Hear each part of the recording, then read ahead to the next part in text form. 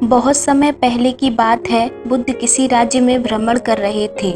जब उस राज्य के राजा को यह बात पता चली कि बुद्ध उसके राज्य में ठहरे हुए हैं, तो वह बुद्ध से मिलने के लिए चल दिया। कुछ देर चलने के पश्चात वह बुद्ध के पास पहुंच गया। उसने बुद्ध को प्रणाम किया और एक ओर बैठ गया। राजा ने बुद्ध से कहा कि भगवान, मेरे पिता की मृत्यु हो गई है। यदि आप मेरे पिता की अंतिम संस्कार की प्रक्रिया पूरी करेंगे तो निश्चित रूप से ही मेरे पिता को स्वर्ग की प्राप्ति होगी। राजा की बात सुनकर बुद्ध मुस्कुराए। बुद्ध ने सोचा, यदि मैं इसे अभी कुछ भी समझाने का प्रयास करूंगा तो यह मेरी बातों को नहीं समझ पाएगा। इसलिए बुद्ध ने राजा से कहा, ठीक है, मैं तुम्हारे साथ चलता हूँ। कुछ देर चलने के बाद वे दोनों महल पहुंच गए। बुद्ध ने राजा से कहा कि 2 घड़े की व्यवस्था करवाओ और उनमें से एक घड़े में पत्थर तथा दूसरे घड़े में घी भरवा दो।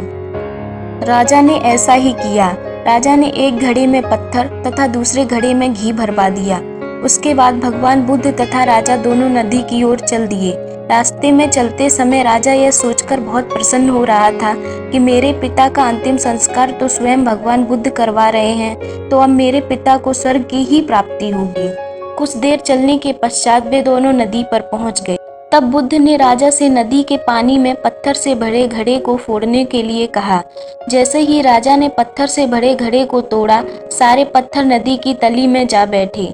अब बुद्ध ने राजा से घी से भरे घड़े को तोड़ने को कहा। जैसे ही राजा ने घी से भरे घड़े को तोड़ा, घड़े का सारा घी नदी के पानी के ऊपर तैरने लगा। अब बुद्ध ने राजा से कहा, अब इस पानी के ऊपर तैरते हुए घी को नीचे नदी की तलहटी में पहुंचा दो। तब राजा बुद्ध से बोला, यह संभव नहीं है, मैं चाहे जितना भी प्रयास कर लूं, घी पानी के ऊपर ही तैरेगा। तब बुद्ध ने राजा से कहा, तो ठीक है, अब कुछ ऐसा कार्य करो जिससे नदी की तलहटी में पड़े पत्थर पानी के ऊपर तैरने लगे। तब राजा भगवान से बोला, भगवान, यह भी संभव नहीं है। तब बुद्ध ने राजा से कहा, ठीक उसी प्रकार यदि तुम्हारे पिता ने जीवित रहते हुए कोई भी अच्छे कार्य किए होंगे तो निश्चित रूप से ही उन्हें सद्गति प्राप्त होगी। मैं या कोई साधु या महापुरुष उनको सद्गति प्राप्त करने से रोक नहीं सकता, जैसे तुम चाहकर भी अब इस घी को नदी के ऊपर तैरने से नहीं रोक सकते। और यदि तुम्हारे पिता ने कोई भी बुरे कार्य किए होंगे तो उन्हें दुर्गति ही प्राप्त होगी, जैसे नदी की पानी में पत्थर डूब गए। मैं या कोई साधु या महापुरुष उन्हें दुर्गति से बचा नहीं सकता। बुद्ध ने राजा से कहा, मनुष्य की सद्गति या दुर्गति उसके द्वारा किए गए कर्म से निश्चित होती है, न कि उसके द्वारा या किसी और के द्वारा किए गए विधि विधान से। बुद्ध ने राजा से कहा, मनुष्य के जीवन में कर्म ही प्रधान होता है। जो जैसा कर्म करता है उसे उसका फल जरूर मिलता है।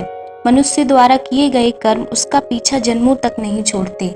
भगवान बुद्ध ने कहा, मनुष्य के कर्म उसके पीछे ऐसे पड़ते हैं जैसे बैलगाड़ी के पीछे उसका चक्का।